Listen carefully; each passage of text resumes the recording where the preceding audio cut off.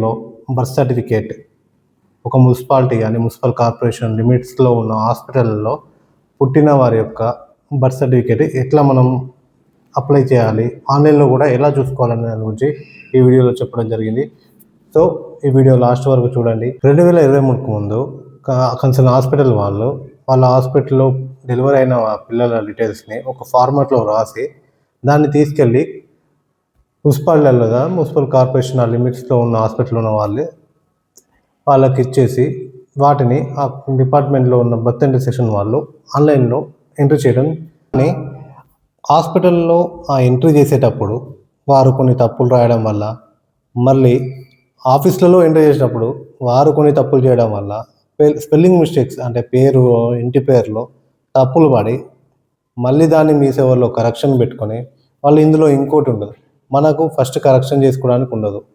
మనం birth certificate తీసుకున్నాక దాన్ని మళ్ళీ అప్లై చేసి దానికి అఫిడవిట్ పెట్టి కరెక్షన్ని మళ్ళీ మీ సేవలో అప్లై చేయడం ఉండేది.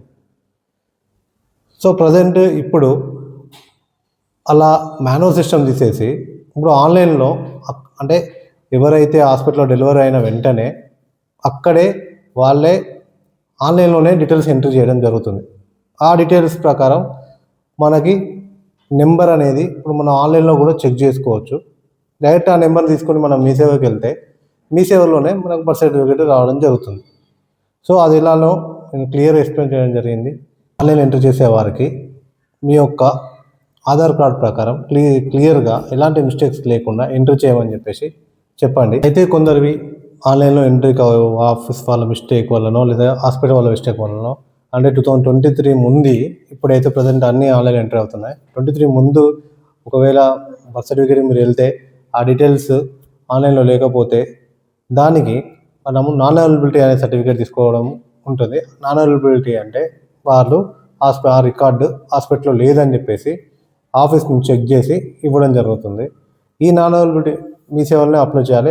అది మన మున్సిపల్ ఆఫీస్ నుంచి అప్రూవ్ అయ్యాక మనము ఆ సర్టిఫికేట్ తీసుకుని ఆర్డీఓ ఆఫీస్కి నాన్ అవైలబిలిటీ కింద అప్లై చేసుకోవాలి.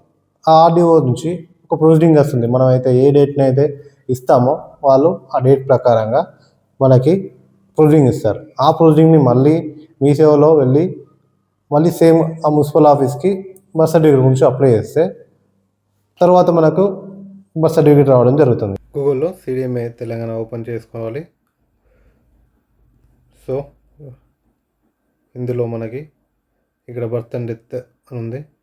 యూనిఫైడ్ బర్త్ డెత్ ఇది ఓపెన్ చేసుకోవాలి. డెత్ డీటెయిల్స్ గురించి నేను వేరే వీడియోలు చెప్తాను. ఇందులో మొత్తం బర్త్ గురించి చెప్తాను.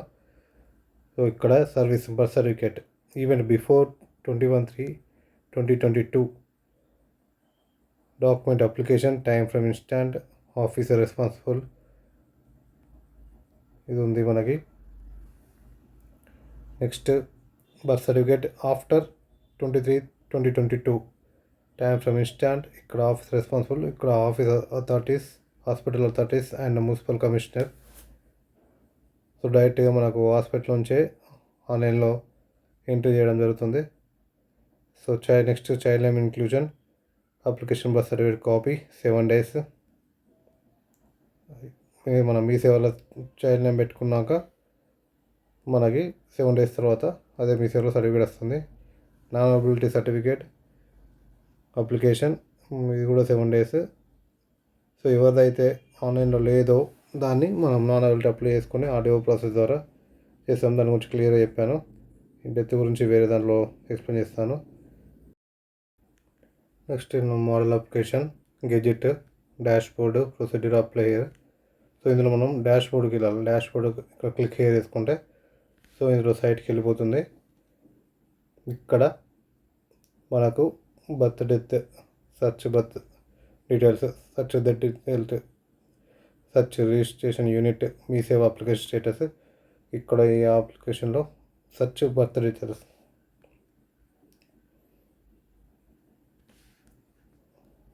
ఇక్కడ మనం రిజిస్ట్రేషన్ నెంబర్ రిజిస్ట్రేషన్ ఇయర్ మనకు తెలియదు కాబట్టి మంత్ ఇయర్ ఆఫ్ బర్త్ ఇక్కడ మంత్ ఇయర్ సెలెక్ట్ చేసుకోవాలి. సో చైల్డ్ సర్నేమ్ ఉండదు కాబట్టి surname of father surname of mother ఇవి ఇచ్చేసి ఇక్కడ name of the father, name of the mother ఇచ్చి hospital name, sex male or female. So ఇలా ఇచ్చేసి మనం ఇక్కడ మన రిజిస్ట్రేషన్ యూనిట్ ఉంటుంది, ఇందులో మనం ఎక్కడ అనేది సెలెక్ట్ చేసుకోవాలి. లేదా మన సర్చ్ రిజిస్ట్రేషన్ యూనిట్ ఇక్కడికి వెళ్ళేసి రిజిస్ట్రేషన్ యూనిట్ నేమ్ ఎగ్జాంపుల్కి నేను వరంగల్ అని టైప్ చేస్తాను, సర్చ్ సబ్మిట్. సో వరంగల్ ఏమేమి ఉన్నాయో అలా వస్తుంది. లేదా కరీంనగర్